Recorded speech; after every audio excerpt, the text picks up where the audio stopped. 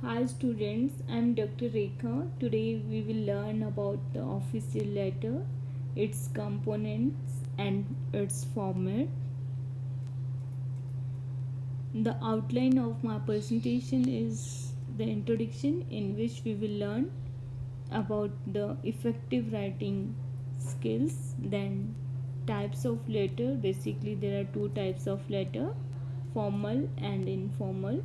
Then especially which is in your syllabus, that is official letter and its components, format and certain key points for effective letter writing. And at last we have some questions for practice. Dear students, as we all know that to frame our message effectively, we have to consider the situations answering 5 W's. That is, what means, what is our subject matter of letter writing. Then who means to whom you wish to convey your message. Then why means what is the purpose of your letter writing.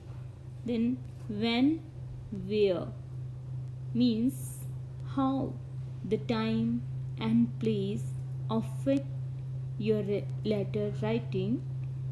And at last, how means type, means what type of communication you are aiming. It's narration, or is it description, exposition, or argument.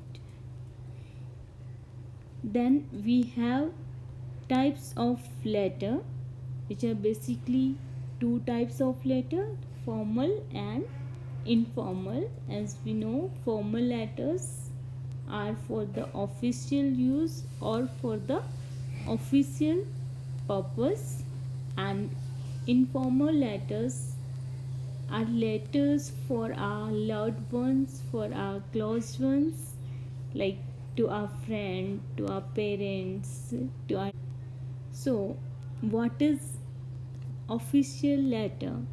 Official letter generally contains official information and conveys various official messages such as rules, regulations, procedures, orders, actions, reactions, opinions from one organization to another, or from one department to another, or from one individual to another individual.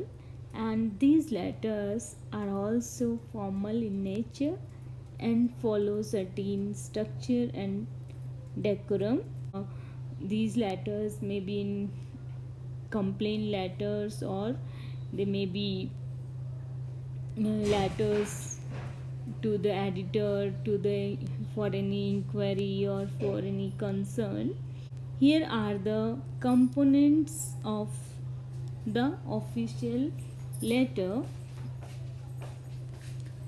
See, the first one is sender's address. Always start writing letters, official letters, with the top left hand. Sender's address must be in ascending form, like your name. If it's not given, then write XYZ, sector 11, Rewari, Haryana. It means in ascending form, first your locality, your house number, then your city, and then your state. After that, this gray shows the space. You need to give a space of a line. Then this is date. It has two formats, one is British and one is American. The first one is British format, you can write like this. And then we have recipient, or the receiver's address, which you need to write about the receiver's designation, if the name is given, name, position, or the place.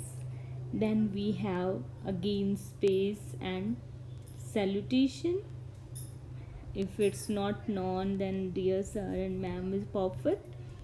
Then we have subject, and it must be concise or crispy. Then we have body of the letter, which should be divided in three parts. Introduction, which is the reason of writing the letter. Then main content, which tells about the results or the consequences. And then the conclusion, which tells about the solution or the recommendations which you want to give. Or it's a plea also to have the immediate action to the officials. Then we have subscription. In the subscription we have complimentary clauses. Then name, if it's not given, you can write ABCXYZ and name in capital or designation. This is the format of the letter. You can see the sender's address. It's here also, it's in ascending form. Then the date, again it's in the British format. Receiver's address, it's like designation of the officer, name of the office, place where office is situated. Then subject, salutation, body of the letter, it must be divided into the parts like introduction, main body, and the conclusion. Then we have the subscription. At last we have some key points which we should follow for a better official letter writing, like use formal language, use placing tone or polite words. Always use polite words while writing in letter. Avoid being too informal. Avoid jargons, abbreviations like IMP for important, CLG for college, ENG for English, etc. Use third person. Avoid passive sentence. Try to write short sentence.